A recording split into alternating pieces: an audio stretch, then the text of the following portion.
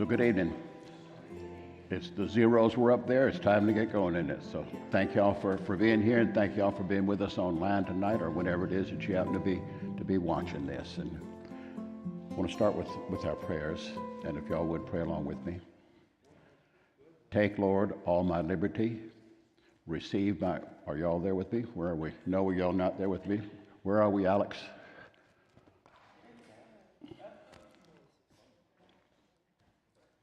Now we got Moses. Now we got our prayers. All right, now let's try it this way. Let's pray together. Take, Lord, all my liberty. Receive my memory, my understanding, and my whole will. Whatever I have or possess, you have given to me.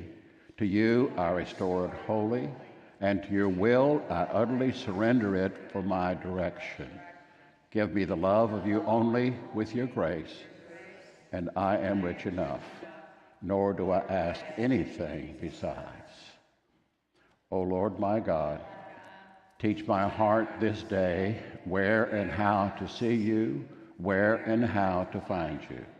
You have made me and remade me, and you have bestowed on me all the good things I possess. And still I do not know you. I have not yet done that for which I was made. Teach me to seek you, for I cannot seek you unless you teach me, or find you unless you show yourself to me. Let me seek you in my desire. Let me desire you in my seeking. Let me find you by loving you. Let me love you when I find you. Great ancient prayers to start with. And thank you for praying along with me on that. And after we concluded last time, one of you asked me whatever happened to Mikado. I talked about Mikado, Aunt Margaret's imaginary dog, Chinese dog, last time, if you remember that. And Mikado was on vacation in China, and the last time I heard about Mikado was in 1951. 1951. My father had come back from the Korean War, and my grandfather and grandmother, he worked in the coal yard at CP&L power plant in North Charleston, drove a switch engine there. That's what he did for a living. And he got transferred to a place I'd never heard of before. I don't think many people had. It was Beach Island, South Carolina. Beach Island was in the middle of nowhere. And they were building a huge power plant there. Huge power plant. They had built train tracks in and out of there.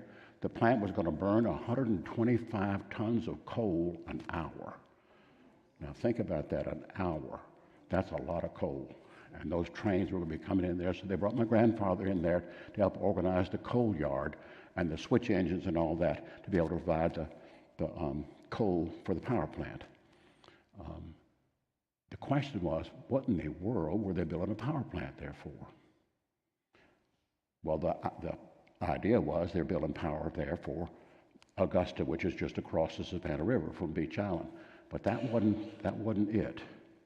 I didn't find out what that was about because it was hush-hush until Aunt Margaret and Uncle Harry came to visit. Harry had been working at Panama Canal, and Harry was brought back by the government to that very same area. They were building the Savannah River plant at that time in the early 50s, and that's where they were making the uranium for the atomic bombs in the middle of this huge government preserve. And they're building that power plant to provide the power for what Uncle Harry called the bomb plant. And that's where it was. So Mikado was the last he was there, and they had sworn Mikado to secrecy, so he wouldn't tell anything about that. And then beyond that, when I went to the graveyard for the last burial in the family, and there was Uncle Harry and Aunt Margaret and O.C. and Joe and my grandmother, my grandfather, and I kind of thought I saw Mikado's imaginary tombstone there, but I'm not sure about that. But you ever wonder what happens to your dreams when you die? What happens to those things that you're imagining about when you die? Do all those things die with you? You know, they do, don't they? Yeah, they do. That great old hymn, "O God, our help in ages past," The fourth verse of it says this: 1,000 ages in thy sight are like an evening gone. They fly forgotten as a dream dies at the opening day. Gone, to be no more. Amazing. All right, let's get with it. Moses spent 40 years in Egypt learning to be something. The first 4 years, he was learning to be a child of God, being raised by his parents. And then he's given over by his mother to Pharaoh's daughter. And for the next 36 years, he's being raised to be a child of Pharaoh. We need to understand that in that portion of Moses' life, that's your story and that's my story too. See, we start out being raised in our homes. We're being shaped by our parents. We're being shaped by the values that are there in our home. And then we get away from the home. We start to go to school, and we begin to be influenced by the outer world. And the further we get away from childhood, the more and more the world begins to shape us. And it used to be that the way the world shaped us and the way home shaped us were not so different. There was a shared set of values in our culture. That began to change during the Korean War. The World War II brought things together, and then Korean War and the way that began to wind down began to separate us away. Remember, that one never ended, did it? There was no push for victory there. And there was this disillusionment that began to sink into our culture from folks who had given sons and daughters and fathers and everybody else to die in World War II, that here we could be involved in a war and not want to win the war. And we began to distrust institutions. And it began to take on real steam with the Vietnam War. And then it moved beyond distrust of government to distrust of any institution itself. And now, who do you trust? See? And as we began to distrust those things that held us together, the common thread of morality and culture and understanding of good and bad, all those things started to separate as well, see. Now, we've got a picture here of Moses, and he's being raised by a remnant of the Hebrew faith. They're telling the old stories. They're telling about Jehovah. And then he moves from there into Pharaoh's palace, and there it's like whiplash. It's a whole different world. He's gone from a hut to a palace. He's gone from rags to the finest in clothing that people could buy. It was all there for him. He's living in the lap of luxury. But the thing is, he's also living in the lap of idol worship, of sin, of any kind of experience that could be there that was immoral. He was in the middle of all of it. And he was somebody, see? He was being raised to be the next Pharaoh. Pharaoh has no son. He has the daughter, and he's the son of Pharaoh's daughter. He's being raised to be somebody. He's being raised to be the Egyptian's Egyptian. Amazing, see? What happens to the first 4 years when he goes to Pharaoh's palace? The seeds of faith are planted there, but the main job of Pharaoh's palace is to erase all that so that he can be totally Pharaoh's heir. No longer an Egyptian, no longer a Hebrew, but all the way Egyptian. Now, what I would lift up to you is the importance of Christian education in this. As more and more moms and dads have gone to work, who is shaping the children, your grandchildren, whatever? Who's shaping them? And they're being shaped by our culture. And our children and grandchildren are looking more and more like our culture with every passing year.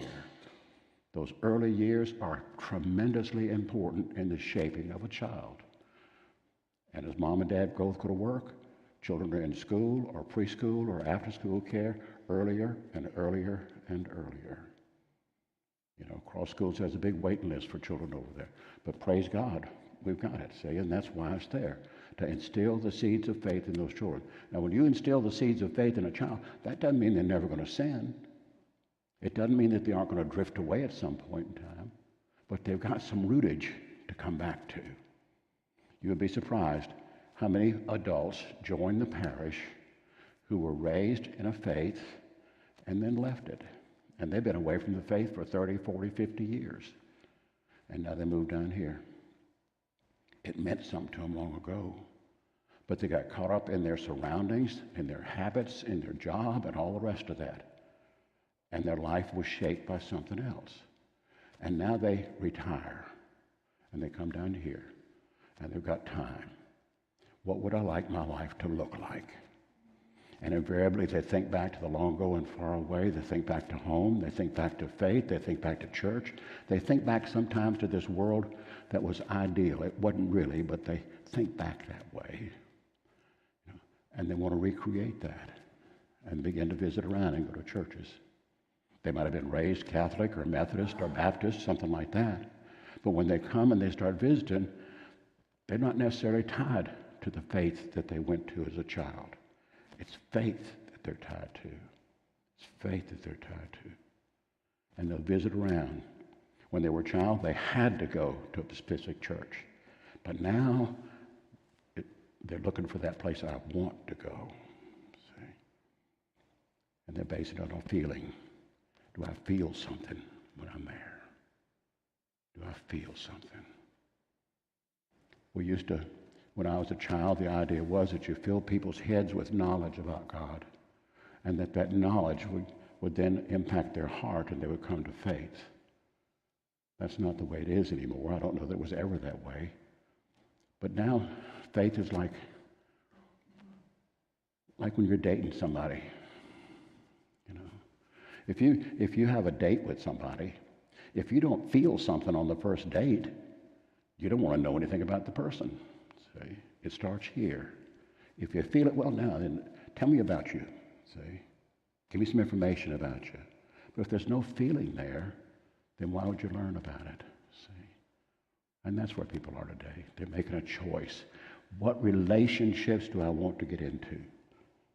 With respect to faith, with respect to everything else. And I would lift up to you, too, that Moses was learning to be a child of God first, then a child of Pharaoh. We're all learning to be something. We're all learning to be something. The question is, whose footsteps are we following? When he was a little fella, he was following the footsteps of his parents, who were faithfully following the footsteps of Jehovah. As he becomes older, he's being shaped by the Egyptian culture. He's following the footsteps of Pharaoh's daughter, who's following the footsteps of Pharaoh himself. Whose footsteps are you following in? Who's shaping you? Because we're all about the business of being shaped, every one of us. The turning point I mentioned last time. By faith, Moses, when he was grown up, refused to be called the son of Pharaoh's daughter, choosing rather to be mistreated with the people of God than to enjoy the fleeting pleasures of sin. What happens? Moses changes whose footsteps he's going to be following. He says, I want to go back and follow the God of my parents, not Pharaoh. And that is so rare. That is so rare.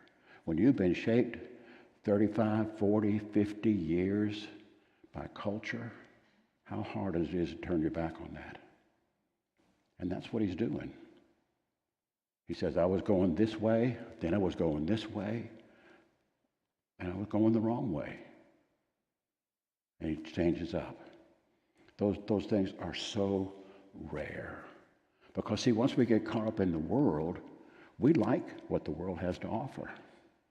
We like all that, see. What does it say? With the people of God, rather than to enjoy the fleeting pleasures of sin, we enjoy the fleeting pleasures that culture has to offer. We're very much into living for the moment. We're into instant gratification, not long-term payback. We're into that. And our tendency would be to have one foot in both worlds. We'll follow Pharaoh. I'll be his son. I'll enjoy all the pleasures of Egyptian life. And I'll send some money to help the Hebrews. Or maybe when I get to be the Pharaoh, then I can do something really significant about the Hebrew people and set them free. It's hard to find people who will turn their back on culture and on all the things that culture has to offer to follow in the footsteps of Jehovah. Very hard. By faith, Moses believed God's promise to Abraham that after 400 years of bondage, his people would come out. And he knew that that period had nearly expired. He evidently believed that what he expected his people to believe, that God would deliver them by his hand. Now, where does he get this information about God's covenant promises to Abraham? That comes in those first 4 years from his mama and his daddy, that faithful remnant. And remember, most of the Hebrew people were worshiping idols. They'd been in Egypt for 400 years. They had become idol worshipers. Very few were still a faithful remnant of the Hebrew faith. Moses is born into a faithful remnant. And they're telling about the covenant promises. They're telling about Jehovah. They're planting the seeds in there. And as Moses is 40 years old, those memories are there. It's about time. I remember the stories. It's about time. I remember Mama telling me that when I was born, she felt like God had his hands all over me, and that God was going to use me in a special way to deliver the people of the Israelites, to deliver them from bondage in Egypt. I remember that. And I remember her telling about the 400 years. And I remember her telling it was getting closer and closer and closer. And it was going to happen in my lifetime. See? He evidently believed. Do you realize that a lot of things we believe because we want to believe them? You ever think about that? We're prone to believe what we want to believe and to not believe the things we don't want to believe. That's why we're so easily swayed. You listen to enough stuff that's putting out the same pattern, and after a while you think, well, shoot, everybody must believe that. I need to believe it too. And you fall in line. He evidently believed what he expected his people to believe.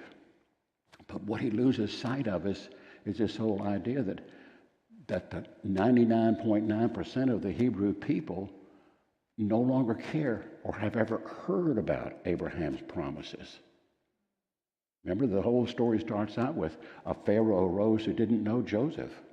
Well, that wasn't but 400 years ago. Abraham's promises was 1,000 years ago. Those Israelites there, they didn't know the promises. They hadn't heard the promises. They didn't have the upbringing that he had. He's expecting them to have the same background that he had. No way. No way. He wanted to believe it.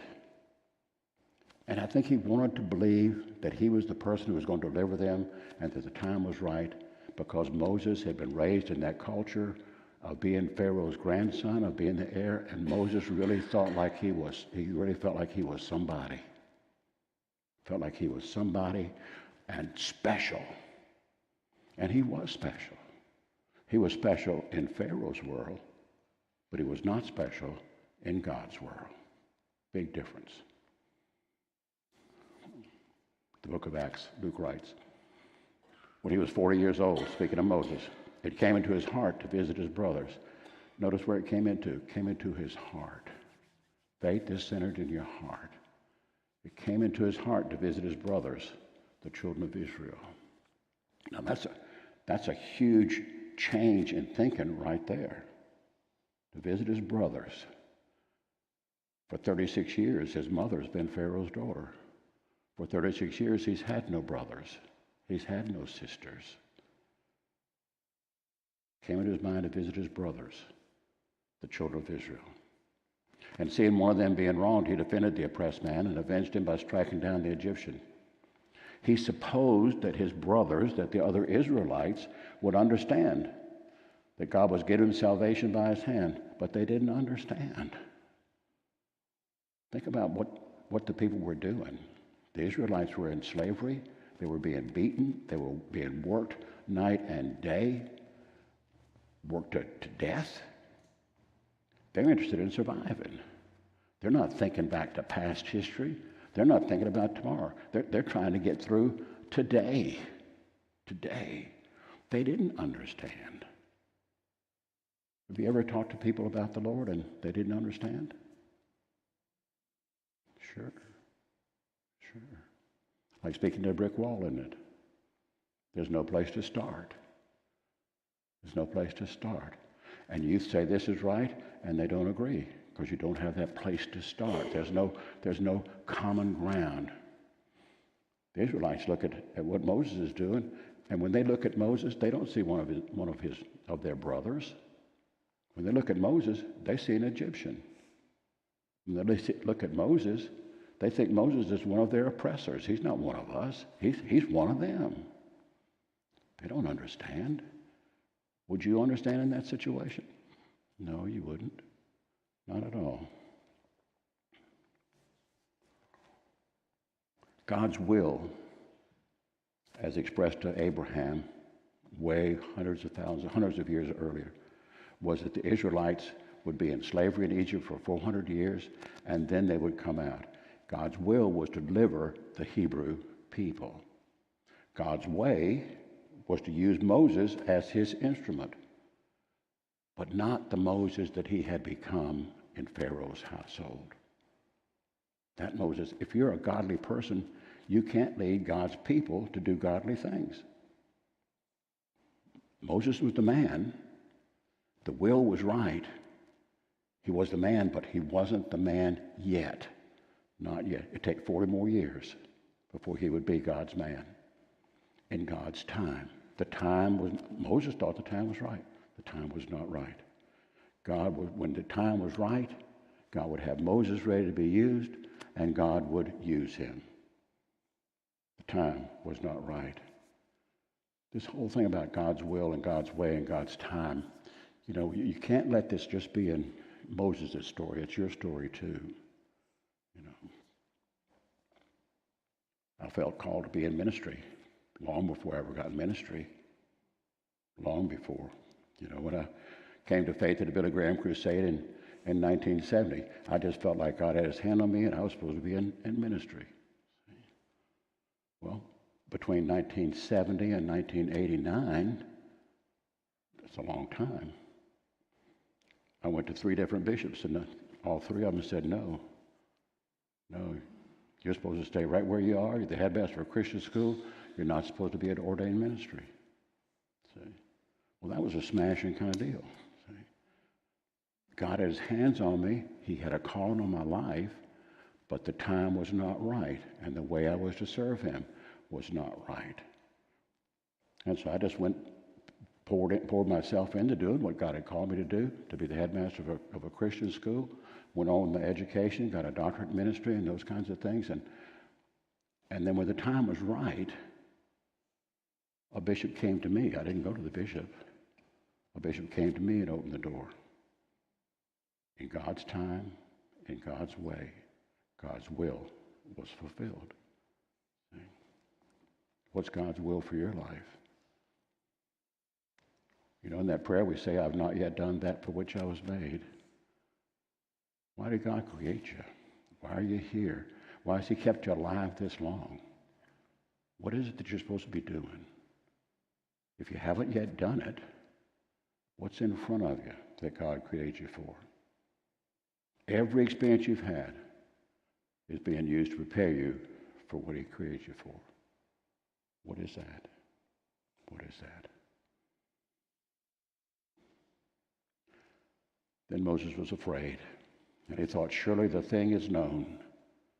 When Moses heard of it, he sought to kill. When Pharaoh heard of it, he sought to kill Moses. But Moses fled from Pharaoh and stayed in the land of Midian, and he sat down by a well. Surely the thing is known. What thing? That he had killed an Egyptian. Now think about it. He kills an Egyptian. Pharaoh has been preparing you to take his place. How do you think Pharaoh felt? Wouldn't he felt pretty betrayed? Yeah. What about his mom? What about Pharaoh's daughter? All of her hopes and dreams and everything had been on that child. She has no child of her own. She treats that child like her own flesh and blood. And all of a sudden he turns his back and goes with the Hebrews. Wonder how she would have felt. Grief. Would they have grieved? Sure they would have.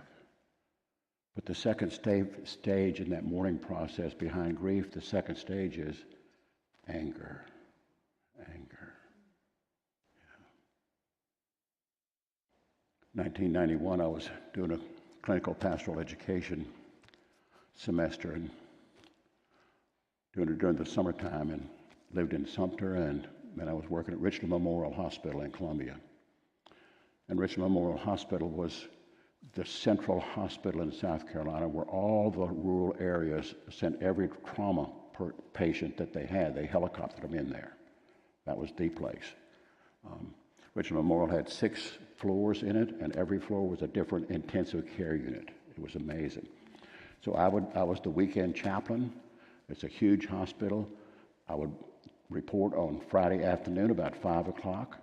They had a room there for me, and I would stay in the hospital Friday night, Saturday night, and Sunday night, and leave 6 o'clock on Monday morning. And during that time, I was a chaplain for everything that was going on. And it was hard to sleep there. The room that I had was on the psychiatric floor, and it had a lock on the door and all that kind of stuff, so nobody could come in there during the night. But it was hard to sleep because the helicopters were all the time flying in there from all these different areas. And one of the things that I remember most happened midday. I want to say it was a Saturday in Columbia. During the summertime, hot, oh God. And a sergeant on the Columbia Police Department, big African-American man, he was huge, was on a beat in downtown Columbia, had a heart attack, dropped dead. They brought him to the hospital, put him in a body bag down in the morgue, and sent for his wife. Now, my role was to meet the families and deal with them as they're in this process of grieving. So I go with her down to the morgue. The morgue attendant is there, unzips the yellow bag, and shows her husband laying there. And she just grabbed a hold to him and started telling him how much she loved her. He was loved, and kissing him and all that kind of stuff, you know. And then all of a sudden, she pulled back. And she started cussing him. Oh my goodness. She said, now look what you have done to me. See? Look at how you have left me. Who's going to take care of me? I mean, she just got mad as she could be and started beating on him. It was something. And then just like that, she was back kissing him again. But the idea was that grief, you know, this whole thing of denying, how could you possibly die? And then you go into this anger. Well, I bet Pharaoh was that way. No, you must be mistaken. It couldn't be. Couldn't be Moses doing this. Couldn't be. He's the heir. Couldn't be. But then it is. We're going to kill him. Now notice what it said here. Moses fled. It didn't say by faith Moses fled. No. He fled out of fear. He fled out of fear. Faith and fear are opposites. They're opposites. He was afraid. It was about survival. He wanted to save his sorry hide. And so where does he go? He heads to Midian. Now here's a map of that area. And notice we talked about a map just like this before. You can see the green area, and the green is where the Nile River is. You're talking about arid place. The only water that's there, the bulk of it has come from the Nile River. They're irrigating both sides of it. The land of Goshen, where it fans out at the Mediterranean, that's where the Israelites lived. You can see Memphis just above, right above where the fan starts. That's the capital of it. That's where Pharaoh's palace would have been and all that. Lush. Then look to the right-hand side, that triangle over there, that's the Sinai Peninsula. Notice there's no green over there. Not at all. That's what it looks like. Very big difference. Barren, hot, arid, rocks and gravel everywhere. Don't have all this lush water there, not at all. Less than an inch of rain a year on the Sinai Peninsula. Hard to keep anything alive right there. When I was looking at this picture and thinking about this, it says Moses fled. What do you reckon Moses was wearing when he left? He would have left just like that, wouldn't he? See? I think he went to LL Bean and got some hiking shoes and all that kind of stuff? Nope. He'd had on a pair of sandals, no top. He would have had on a linen garment on the bottom. He had some kind of crown on, and he's headed to Dodge. See? How tough would walking be there after a while? How tough would survival be there? You have fled. You have run for your life. You've not made any preparations, nothing. Moses flees. He's probably thinking his whole life's over with. Probably thinking Pharaoh is looking behind his back all the time. Where's the army? Where's the army? They're coming for me. They're coming for me. Living in fear. You ever lived in fear? Ever lived in fear of how am I going to pay my bills, or the lights going to be turned off? Yeah. See, Moses is living in fear.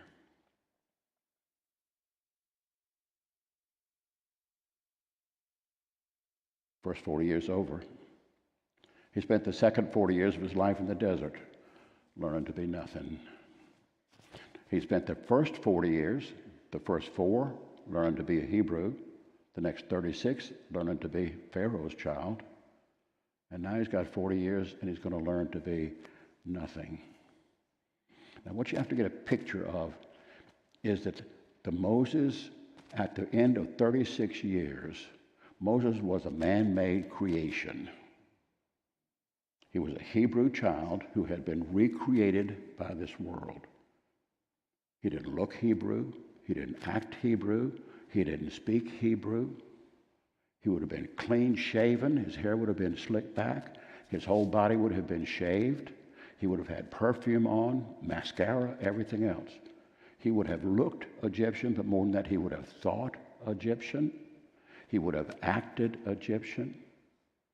He was a whole different creation. For 40 years, God's going to be doing something on him. And what's he going to be doing? He's going to be taking off all of the makeup that Egypt had put on him. All the cultural makeup, all the language makeup, all the understanding of gods. All that's got to be stripped away. What does the world put on you? How has the world decorated you?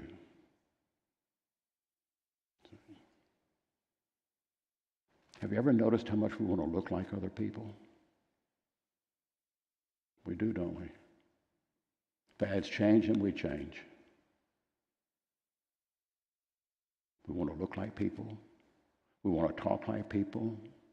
We want to think like people. We want to blend in. We want to go along to get along.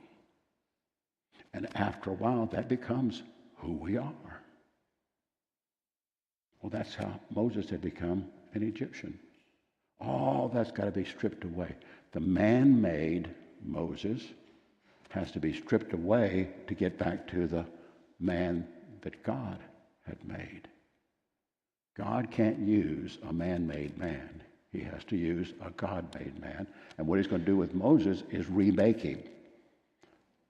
But it takes 40 years. 40 doesn't happen like that. A man-made Moses couldn't do God's work. Only a God could. And Moses was the man, but he had so much junk on him, he couldn't be used, see? And unless he was reborn, there was no way that he could be used to do God's work. I think it's interesting that he sat down by a well. He sat down by a well.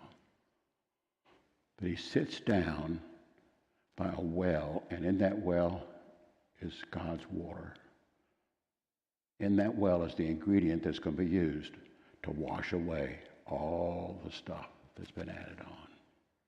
It's not incidental that he ends up where he is. The psalmist writes, and he's writing in retrospect, reflecting. It was good for me to be afflicted so that I might learn. In those times when you were fearful and wondering where the electric bill payment was coming from, when you look back on those times, were you saying, man, that was a good time? It was good that I went through all that? Most folks don't. They want to turn that page and forget all about that, see. One of the things about life is so much of our life is wasted because we don't look back and examine it. Socrates said an unexamined life is not worth living. You need to look back. What was God doing there? See, you understand God, you understand life backwards. You live it forwards, but you understand it backwards. Doesn't make sense unless you think about it. What was God doing? Why did I act that way? Why didn't I act this way? You have to examine those things to learn from. Because, see, God is sovereign over every part of your life, whether you know it or not. God was active in Moses' life. Moses probably thought he was all alone, that God had forsaken him. But God was active in all that. Good for me to be afflicted. I can imagine Moses sitting there by that well. And he's thinking, God's forgotten all about me. And I bet God was probably whispering in his ear. He just wasn't ready to hear. God was probably whispering in his ear and saying to him, all right, Moses, look at where you got yourself. See, this isn't where I want you to be, but you got yourself here. Now I'm going to work in it, and I'm going to redeem it. I'm going to shape you into the person that I want you to be. But you're here because of your own decision making. It was not my time for you to act as deliverer. I want you to be a deliverer. Wasn't my time. Wasn't my way. You took things into your own hands, and you're reaping what you're sowing. And here you are. But I see you. I see you. We can get ahead of God's will. We can get out of his timing. We can take things into our own hands. You know, God tells Joshua, march around Jericho 7 times. Well, about the 3rd or the 4th or 5th day, Joshua's probably thinking to himself, this is crazy, you know. What are we waiting on here? But if he'd have told them on the 5th day to blow the trumpets, the walls wouldn't have come tumbling down, would they? No. You got to do God's will, God's way, and in his time. The thing is, we don't often take time to figure out what God's will is, much less what his way is. And when is the right time?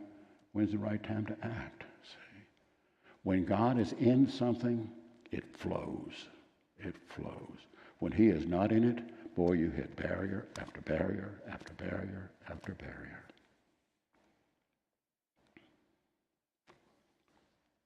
Huge statement. You must be brought to the end of yourself before God can begin with you.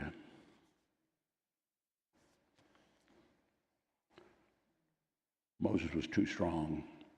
Moses was too well educated. Moses was too cultured. Moses was too gifted. Moses was too advantaged. In fact, Moses was too big for his own britches. That's the truth of it, see. So much so that he thought he knew better than God did. You ever been that way? You ever been on a roll? Yeah. Man, you get on a roll, nobody can tell you anything. You are somebody, see. Somebody. And you turn a deaf ear to anybody who would have you believe that maybe you're not as hot as you thought you were. Isn't that so? Sure it is. Moses had to die to himself before he can live for God. Who are you living for? Is your life all about you? Or is it all about the God who created you? Is the purpose of your life to fulfill all of your fondest desires? Or does it have some higher purpose than that? Moses sat down by a well. I think it would be fair to say that most of us need to sit down. We're going too fast. We're like hamsters on a wheel. We need to sit down. We need to be still. We need to quit doing. Isn't that in the book? Be still and know that I am God. What is it saying? If you don't take time to be still, you're not going to know that. You're going to be doing your own stuff. You're going to think that you are God. Now, the priest of Midian had 7 daughters. And they came and drew water and filled the troughs to water their father's flock. The shepherds came and drove them away, but But Moses stood up and saved them and watered their flock. When they came home to their father Reuel, he said, "How is it that you have come home so soon today?" They said, "An Egyptian delivered us out of the hand of the shepherds and even drew water for us and watered the flock." I think that Reuel, and in another place he's called Jethro, you think he was happy? How many sons did he have? Zip. 7 daughters. 7 daughters. You know, no son, no heir, nobody to take over. God hasn't blessed me. See? And that while we get into the whole thing with Abraham and Ishmael and all the rest of it, I have no son. I have no heir. I have no one to take my place. Pharaoh, I have no son other than Moses. Who's going to take my place? I think here we have a person in Jethro who's trying to sort out life. And it says he's a priest of Midian. So he's a religious kind of person. The Midianites worshipped idols, lots of different idols. He's a priest. He has religious thoughts, and I'm sure he's thinking, what is God doing? What's ahead for my life? What's God's will for me? So he's got the 7 daughters. And notice how well Moses is described, how well he's camouflaged. The daughters say, "An Egyptian delivered us out of the hand." They recognize Moses to be an Egyptian. See? An Egyptian. I like the idea that here Moses stood up and he saved them. I think we see an echo here of the very same thing that happened when Moses killed that Egyptian overseer. That down deep in here, there's some compassion. There's a feeling for the underdog. There's a feeling to use your ability to help those who are less fortunate than you. And here he is. And Moses is a trained warrior. He knows how to fight. Those shepherds would have been no match for him, and he runs them away. But he runs them away because his heart goes out to the people who are being oppressed, to people who are being taken advantage of. It's interesting to me that a week or so earlier, Moses couldn't deliver the Hebrews. That's what he was trying to do. But here he delivers the 7 daughters. Think about that a second. He couldn't deliver the Hebrews, but could deliver the 7 daughters. Big things for God always start small. Here's a statement that I like. If you can't do the good thing you want to do the good thing you can do. And you can change good to be God. If you can't do the God thing you want to do the God thing that you can do. Moses has failed. He's murdered. He's a fugitive. He's a hunted man, But the thing is, God uses our failures. God uses our setbacks. He uses those. He never wastes an experience. And God uses our failures to cultivate within us a servant's heart. And one of the things you can't possibly or shouldn't possibly miss is that the hallmark of all of God's leaders is a servant heart. The number one characteristic they all have is humility. Humility. Moses needs a big dose of humility, and he's fixing to get it. See, he doesn't have that now. Moses had been a prince. He was somebody. He had been served. But now his world's been turned up down. Now he needs to learn how to serve. See, what does Jesus say? The first will be last, and the last will be first. Right? He who would be first of all must be servant of all.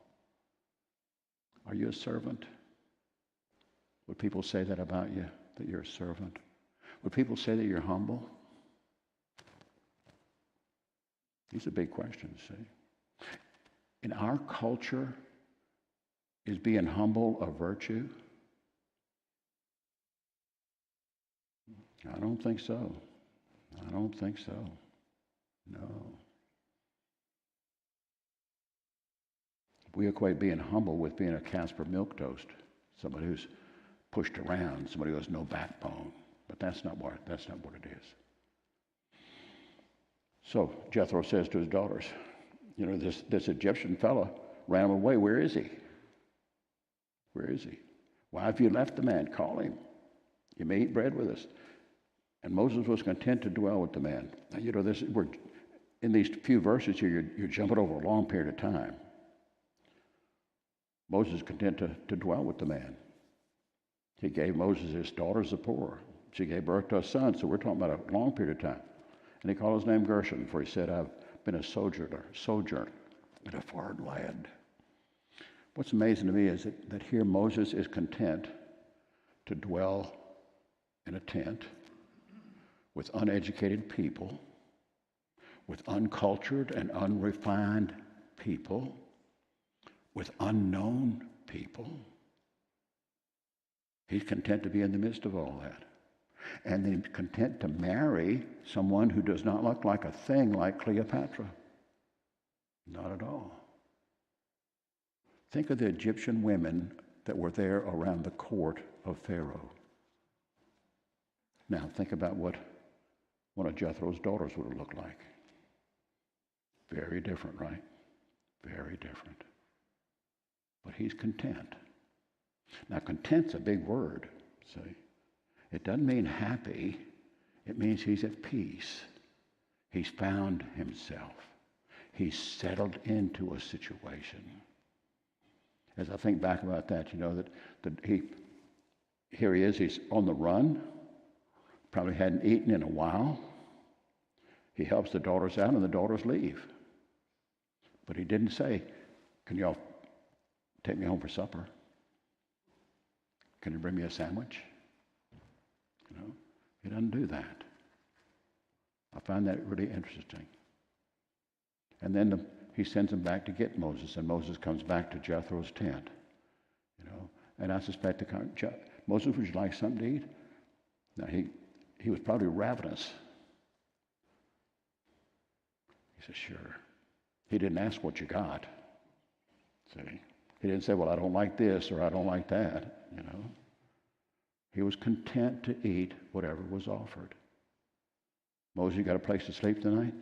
No, come to think of it, I don't. Why don't you bunk up here with us? See how different it is? His expectations of life have all been turned upside down. How about if you were in that situation? We have a lot of immigrants in this area. Where's their next meal coming from? Where are they sleeping? See? A lot of those folks around, aren't there? But yet we're hesitant to invite them to our tent for a meal, aren't we? Because they're different than us. How different was Moses from Jethro's people? He was different. About as different as you could be. And what's he going to do? He's going to marry. He's going to have 2 sons. You think Moses ever thought about that? Above all, do you think Moses ever envisioned himself taking care of sheep? No. And you know why? You remember when Joseph brings his family down to Egypt? The first thing he tells his brothers and his daddy is, do not tell Pharaoh that you are shepherds. Tell him that you take care of livestock. Don't say you are shepherds.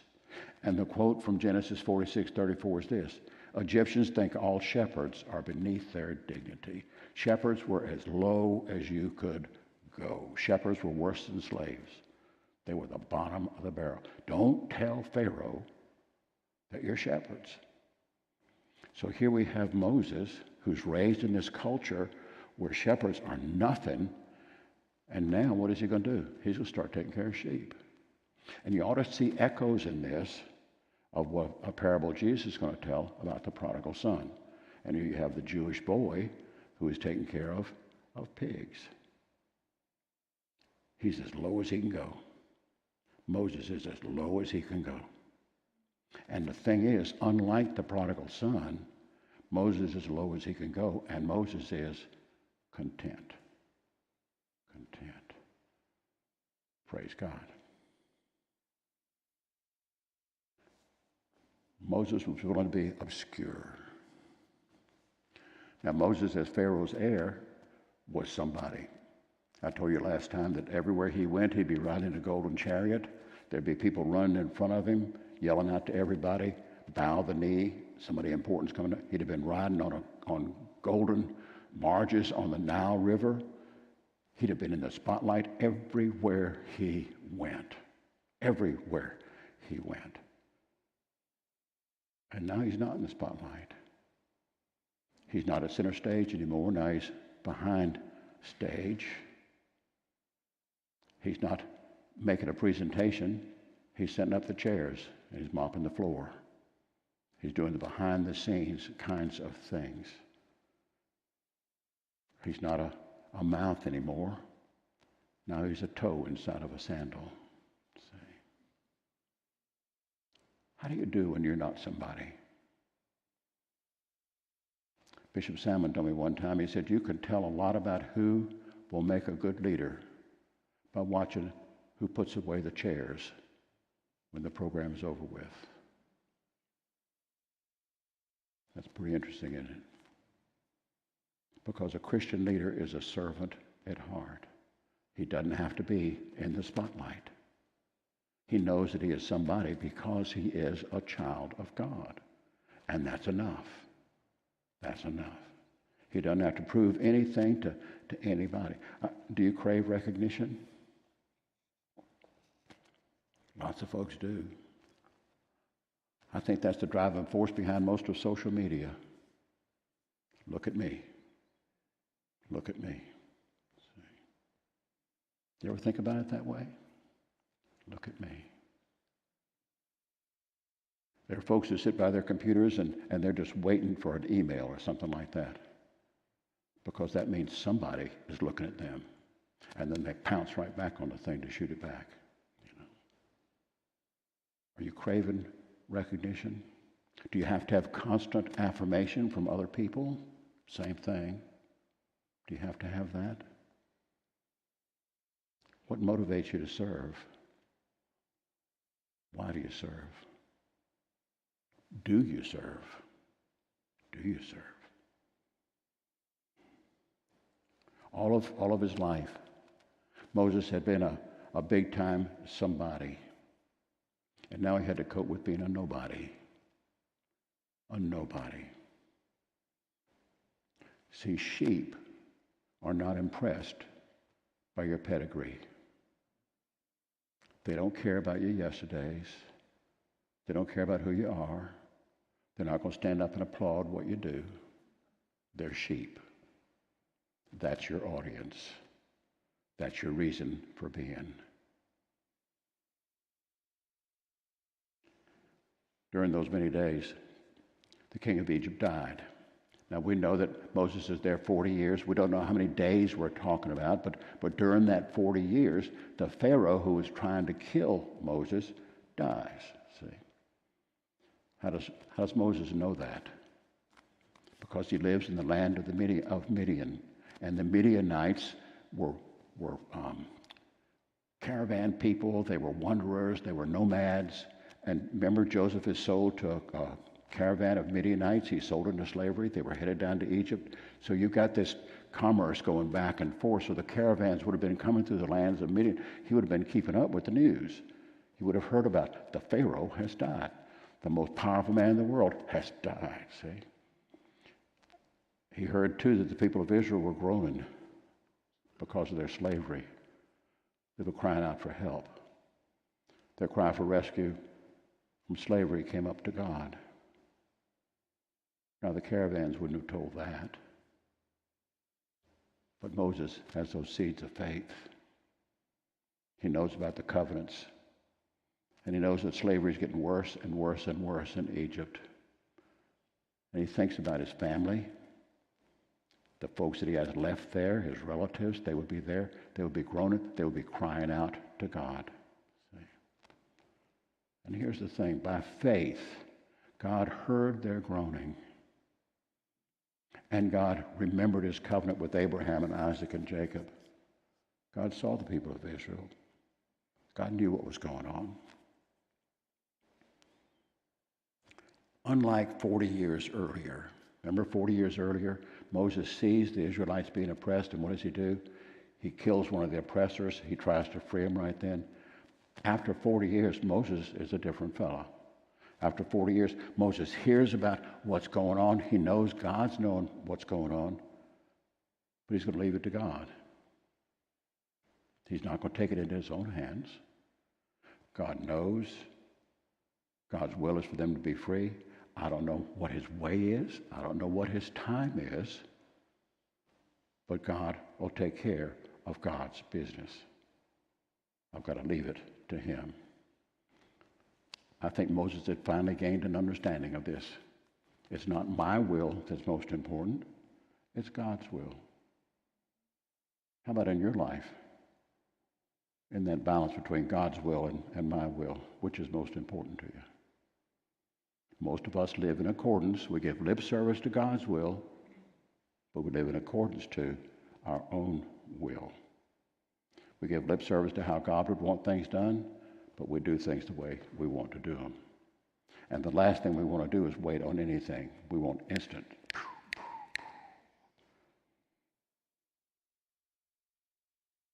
God's will, God's way. I think maybe at this point in time that Moses might even have been singing his own version of that, one of my favorite songs from, gospel song from Linda Randall back in the 50s. She writes, and this is through her own life, she writes these words. It's a great song. I've had many tears and sorrows. I've had questions for tomorrow. There have been times I didn't know right from wrong. But in every situation, God gave me blessed consolation that my trials come only to make me strong. Through it all, through it all. I've learned to trust in Jesus. I've learned to trust in God. Through it all, I've learned to depend upon his word. I've been lots of places. I bet you've been lots of places. I've been lots of places. I've seen a lot of faces. And I can see Moses saying these words. There have been times I've felt so all alone. But in my lonely hours, those precious lonely hours, Jesus lets me know that I was his own. Have you heard God speaking to you in the lonely hours? Have you felt like you were in his embrace? Through it all, I've learned to trust in Jesus. I've learned to trust in all. Through it all, I've learned to depend upon his word. Moses has that word that his parents had planted in him. Now watch this. I thank God for the mountains, and I thank God for the valleys. I thank him for the storms he brought me through. For if I'd never had a problem, I wouldn't know that God could solve them. I'd never know what faith in God could do. If I'd never had a problem, I wouldn't know that God could solve them. You ever had any problems in your life? The question is, we all have, the question is, who do you give credit for solving the problem? Do you pat yourself on the back and say, I dug myself out of this hole? Or do you realize that it was God that brought you out of the hole? See? We all have the holes. We all have the valleys. Valleys define mountains. You never have a mountain without a valley. You have to have a valley first. Mountaintop experiences are only as high as the valley was low. That's the way that works. But have you ever thanked God for your problems? You ever thank God for your storms? You ever thank God for your hard times? I bet not. I bet not. Look again at the surroundings. This is where Moses, and Moses isn't on a tour bus now. He's not on a tour bus pulling up to the spot. Let's take a few pictures right here and get back on the bus, air conditioned, and head down the trail. This is Moses' home for 40 years. See? Not exactly a place you choose for a picnic, is it? Not at all, see? The Arabs call that area and the surrounding deserts, they call that area the Devil's Anvil. The Devil's Anvil. It is so hot, it is so dry, it is so hard to survive there. The Devil's Anvil. Here's a picture from space, a satellite picture of the Sinai Peninsula. It's that triangle coming straight at you. The body of water going up to the right is the Gulf of Aqaba. The one going to the left is the Gulf of Suez. The big water in the back there is the Mediterranean. And if you follow the Gulf of Aqaba, the body of water on the right, follow it up, you'll see another body of water up there further north than that, and that's the Dead Sea. Okay. And if you look, notice the terrain there. It's no green, is it? And that's not a beach that's right there. That's desert. A big difference. Big difference. And if you notice the Gulf of Aqaba heading north, you can see how it goes like this, you know. And if you followed that all the way up, you get to Mount Hermon, and that's called the Great Rift. Huge earthquake millennia ago caused the whole bottom to fall out and the mountains to come up, and that's why the Dead Sea is the lowest place on the earth. Everything that was done by a big earthquake. But you can see the terrain there. It's terrible, terrible. God found Moses in a desert land and in the howling waste of the wilderness. He encircled him, he cared for him, he kept him as the apple of his eye. God found him. See, God needed to strip him, needed to break him down, take away all the crutches that he needed to remove all the distractions that he had, so that Moses would be able to hear God and be able to listen to God and be able to follow God.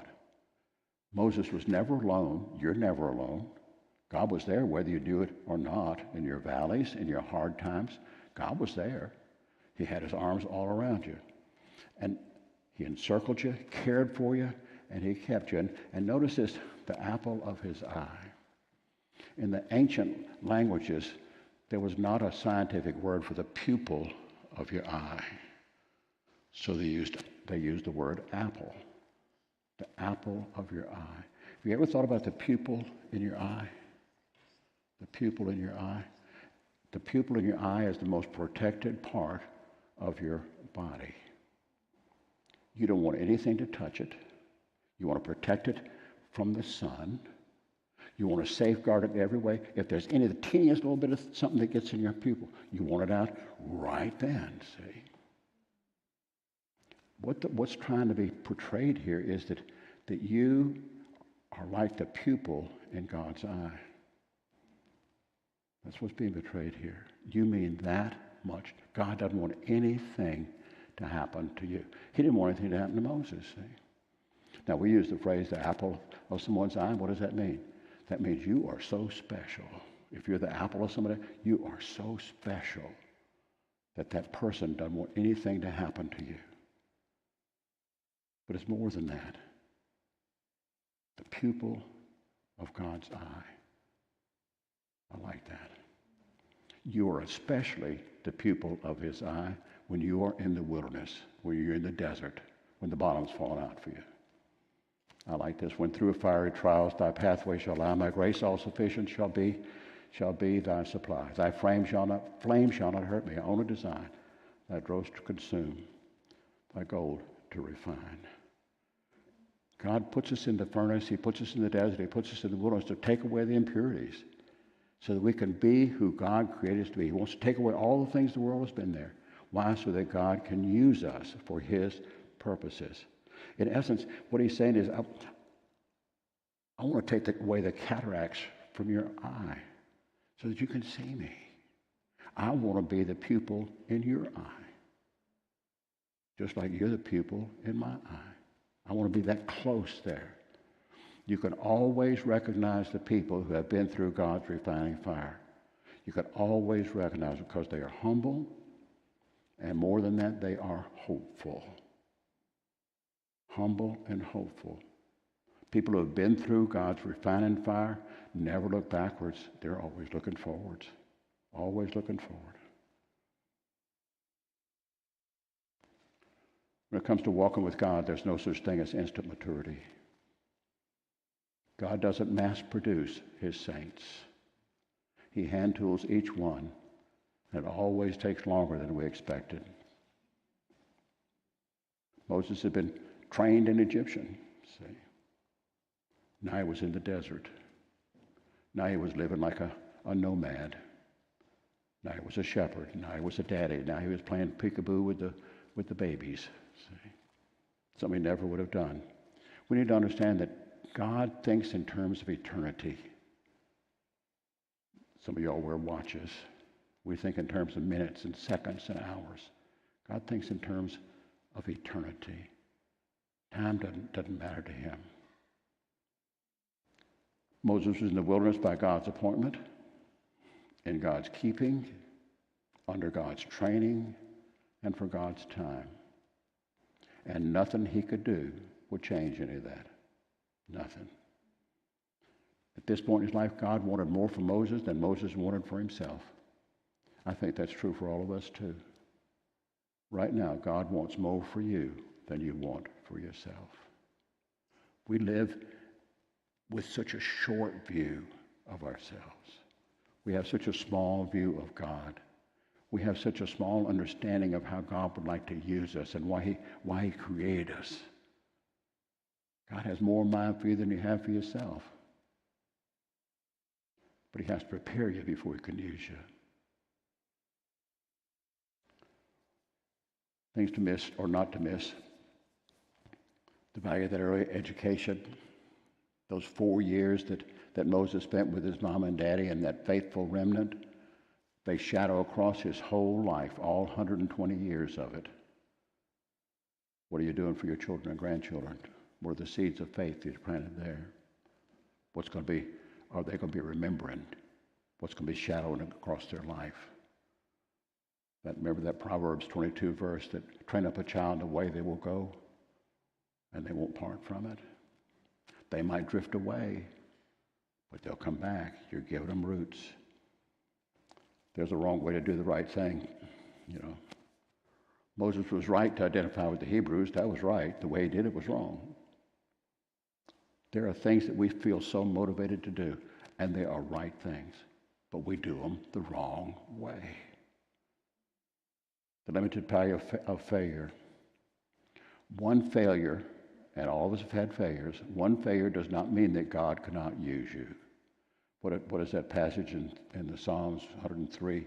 That as far as the east is from the west, that's how far God separates our sins from us. We all fall short of God's glory. But our God is a redeeming God. He takes the mess that we have, and he uses it and reshapes it for his glory. The blessing of solitude. Most of us can't stand quiet. Have you noticed that? Most people can't stand quiet. My grandchildren, they just love it. They got something in their ears right here, and they're studying and listening to this and that, and I don't know how in the world they can do that. But they do. And they say, I can multitask. I don't know about all that. I wonder if they were singularly focused, if they couldn't do better, I was never a multitasker. I got to bear down. I'd turn off everything.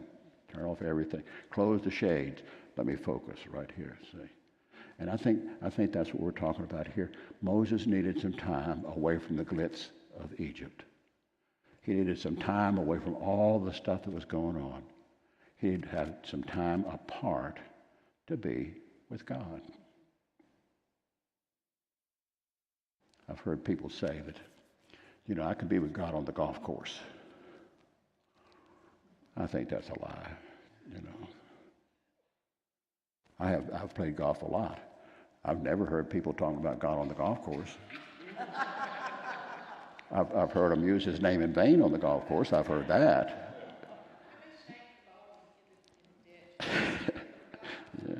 Yeah, but this idea of solitude, turn off the noise, take away the distractions, sit down by the well and be quiet. See? And then the activeness of God never slumbers or sleeps. He's always active. You may not see how he's acting, but he's always acting. And the book teaches that he's acting for your good. Praise God. Now, for your good might mean a kick in the butt, but he's still working for your good. Okay. Does that make sense? All right, let's start with that. Thank you, Lord, for some heavy words, for some hard teaching. Thank you for patience, for letting me run over a little bit tonight. Lord, we thank you for the valleys that we've been in, the hard times we've been in, the sorrows, the heartaches. We thank you for all that. We cussed you while we were in it. But now that we're past it, we can look back and say thank you. Because it's in those hard places that you're trying to get our attention. You're trying to call us back to you. You're trying to help us to understand how much you love us and how far we've drifted away from you. Our way leads to the ditch. Your way leads to glory.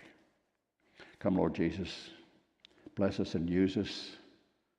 Guide our feet to someone who does not know you and give us the courage to say a word for you. In your name we do pray it. Amen and amen. Blessings. Thank you all for being here tonight. Next week we will go to the 3rd chapter, the first few verses of that. We're going to talk about the burning bush next week. Blessings to you. Thank you.